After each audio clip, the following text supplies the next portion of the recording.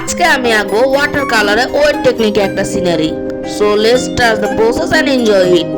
আর তোমরা যারা আমার পেজে নিও তারা আমার পেজটিকে একটা ফলো দিয়ে আমার পাশে থেকো। বাই দ্য ওয়ে গাইস, আমি আজকে আঁকছি একটা ঝিরি পথের সিনারি।